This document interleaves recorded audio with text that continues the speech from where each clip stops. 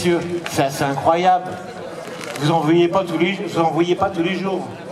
Je pense pas. Tiens, ton prénom, j'ai pas retenu, pardon. Didier. Didier, enchanté Didier. Alors, qu'est-ce que c'est? Qu'est-ce que c'est que ce truc? C'est une voiture, une moto, c'est un mélange? C'est un tricycle. C'est un tricycle, pas bien près du micro, Oui. par contre. Donc Voilà. c'est ce qu'on appelle un tricycle à l'origine. Oui. Harley avait fait des certificats justement pour les vétérans qui ne pouvaient plus conduire de moto. C'est vrai, c'est bien de rappeler les vétérans qui revenaient de la guerre et qui étaient des motards à la base. C'est ça. Et ben, ils avaient envie de continuer. À pouvoir piloter, Voilà. mais bon, ils avaient des motos à trois roues. Et donc ensuite, c'est arrivé en Europe, bien sûr. Et en France, ils étaient très frileux pour autoriser ce type de véhicule à circuler sur la route. Donc principalement en Allemagne et puis en Angleterre. Donc celui-ci, il est allemand. Son nom, Boom, c'est le nom d'un des fabricants. Boum, c'est étonnant, avec un cheval et... Ah oui, ils ont. Alors ce modèle, c'est le Mustang, parce qu'il y a eu plein de Mustang, modèles. Oui, d'accord. Ils ont utilisé ce mot-là en plus pour le dénommer. Et donc, il y a eu plein de motorisations différentes. Les premiers, on a eu droit au moteur Volkswagen. Alors ceux qu'on connaît, la plupart qu'on a vu d'ailleurs à Daytona Beach notamment, hein, c'était un arrière de coccinelle, un moteur de coccinelle, et puis avec une fourche démesurément longue, très longue. Mais là, ce moteur-là, je ne vois pas ce que c'est. Il est caché. Il est caché et il n'est pas en porte-à-faux. Alors, il est transversal. Donc c'est un transversal avec une boîte automatique puisque c'est le moteur Peugeot 2 litres. Ah, c'est un 2 litres Peugeot. D'accord. Donc il y avait 110, 140 et 177. Donc celui-là c'est le 177. C'est le plus puissant. De chez Peugeot. De chez Peugeot. Boom, on a construit avec des moteurs Harley. Ah, ok. Entre autres. Et puis le moteur Yabusa. D'accord. Et pour les plus puissants, c'est des forts de 2 litres et 2 litres turbo qui font 200 à 250 chevaux. Ah oui, ça commence à faire parce que Mais ça ça reste relativement léger quand même. non, pas du tout. Non, enfin, 750 kilos quand même. Ah bah ça va, c'est léger. Voilà. Les plus premiers étaient plus légers puisqu'ils n'avaient pas toutes ces grosses fourches. Alors c'est vrai que tout le poids est à l'arrière, bien sûr, hein, on devine. Hein. Mais le moteur est quand même pas en porte-à-faux. Oui, c'est vrai. Contrairement à un coccinelle, celui-là, il est en devant des roues à l'arrière. Et donc au niveau d'une roue, ça doit être un peu mieux quand même. Il faut relativiser. Alors justement, à conduire, tout le monde se pose la question ici, à conduire sur route, ça doit être... C'est quoi? Voilà, c'est pas une voiture, c'est pas une moto, c'est pas un quad, parce que j'ai un quad. Non, ça ressemble à rien. Il y a un temps d'adaptation, et puis surtout garder à l'esprit qu'il est large et qu'il ne faut pas prendre à la porte. Bah oui, parce que l'avant est relativement large, et l'arrière encore plus large. Je peux me permettre? Oui, allez-y. Et vous ouvrez, c'est plus facile. Alors, j'ouvre le guidon. Voilà. Et on est assis très bas. Bon, j'ai l'habitude, hein, j'ai une Seven, mais quand même. Ah oui, c'est dur. Oui. Waouh, c'est pas assisté. C'est pas assisté. C'est pas assisté. Par contre, alors les repose-pieds. Les repose-pieds, c'est sur les tubes. C'est là. Ouais. Et là, on a que le frein. Ah, on a un frein ici. D'accord. On a une très bonne vision sur les manos. Hein, on est très bien. Enfin, à rouler maintenant, je ne sais pas. À l'arrêt, c'est très bien. C'est correct. Alors, les rétros, il n'y en a pas. Il y en a là. Oui. Il y en a là. Ça, c'est juste le rappel. Ouais. D'accord. Et ça prend beaucoup de place sur la route, hein. Enfin, une voiture, vous me direz en plus. Ça, c'est bien ce que je crois. Oui, c'est bien le levier de vitesse. Levier de vitesse. D'accord.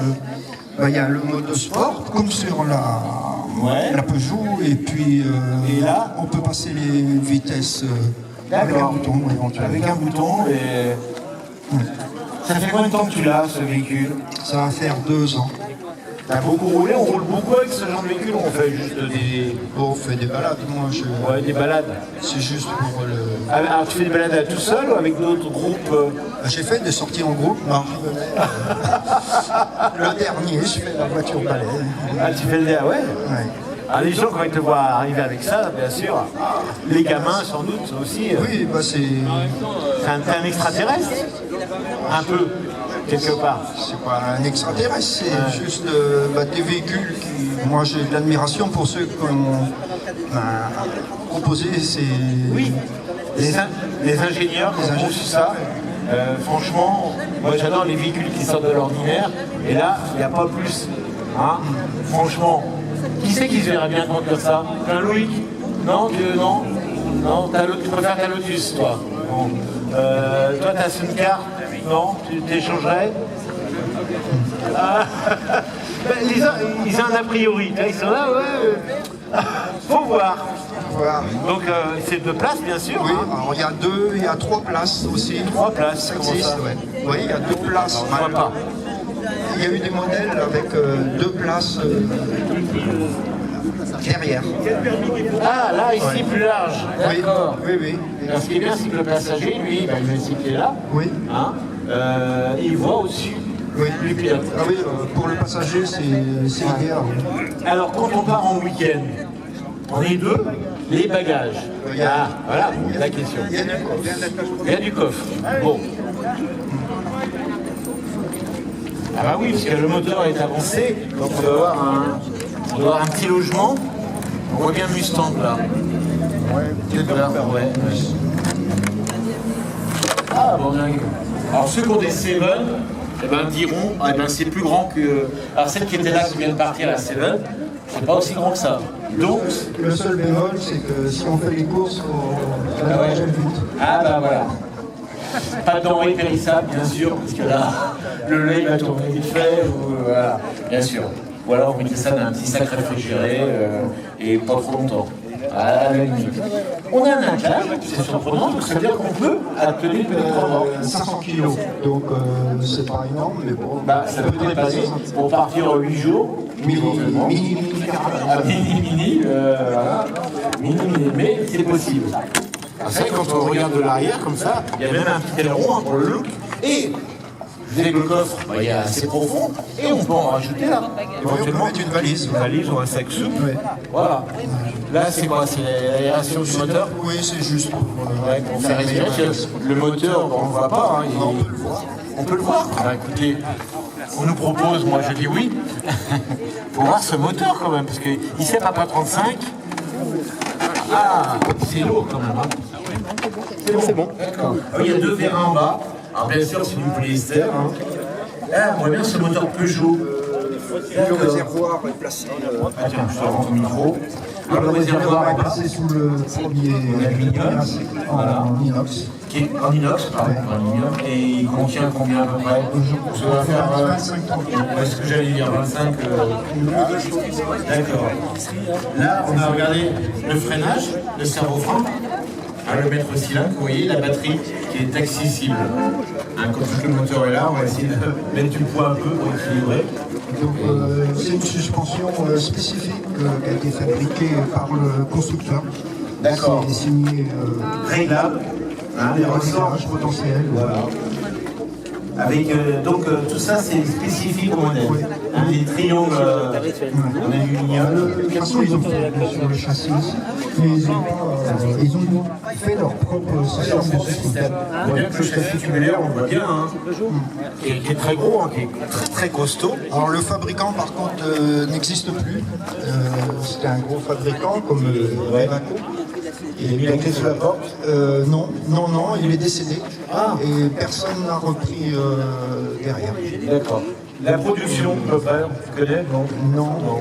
Mais en France, il n'y en a pas eu particulièrement beaucoup de vendus. Tu disais tout à l'heure que ça n'a pas été homologué en France. Ça a été long avant de... Il y a eu des autorisations pour qu'ils puissent circuler en France. Ouais.